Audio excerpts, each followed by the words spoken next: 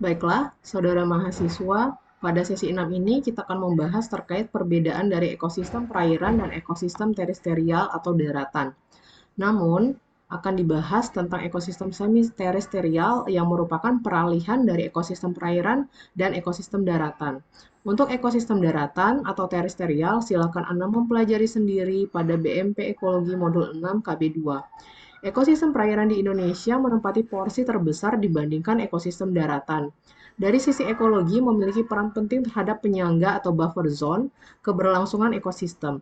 Demikian pula dari sisi ekonomi, berbagai ekosistem perairan dan daratan di Indonesia dapat memberi kesejahteraan yang sangat berlimpah jika dikelola dengan baik. Pada sesi 6 ini, Anda akan mempelajari tentang konsep dan ruang lingkup ekosistem perairan, karakteristik ekosistem perairan, dan perbedaan komponen penyusun ekosistem perairan dan daratan. Setelah menyelesaikan tuton sesi 6 ini, secara umum mampu menjelaskan karakteristik ekosistem perairan dan daratan. Sedangkan secara khusus Anda mampu menjelaskan karakteristik organisme ekosistem perairan, danau, kolam, dan marine. Membedakan komponen ekosistem perairan dengan ekosistem daratan, menjelaskan ekosistem das atau daerah aliran sungai. Jika kita lihat di dalam klasifikasi ekosistem perairan dikelompokkan ke dalam ekosistem air tawar, marine, dan ekosistem yang ada di antara ekosistem air tawar dan marine, yaitu disebut dengan ekosistem semi-terestrial. Ekosistem transisi antara habitat air tawar dan daratan ini memiliki produktivitas yang sangat tinggi. Ekosistem tersebut seringkali disebut juga dengan lahan basah. Ekosistem ini memiliki flora dan fauna yang berbeda dengan kedua ekosistem sebelumnya karena organisme ini hidup pada wilayah transisi sehingga mampu beradaptasi dan hidup di wilayah peralihan. Silakan baca halaman 6.11.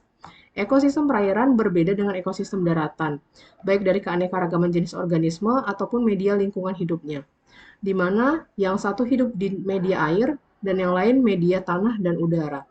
Hal ini tentu saja merimplikasikan pada penyebaran nutrisi organisme autotrof dan heterotrof secara hidup serta reproduksinya.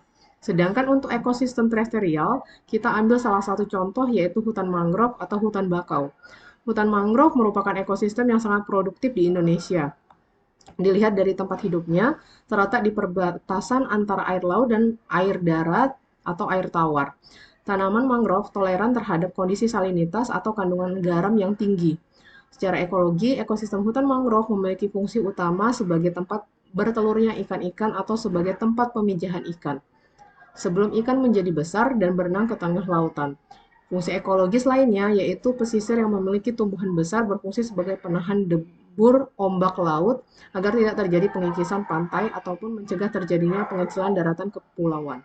Sekarang coba pelajari cakupan dan vegetasi ekosistem daratan pada BMP KB 2 modul ini. Selamat belajar.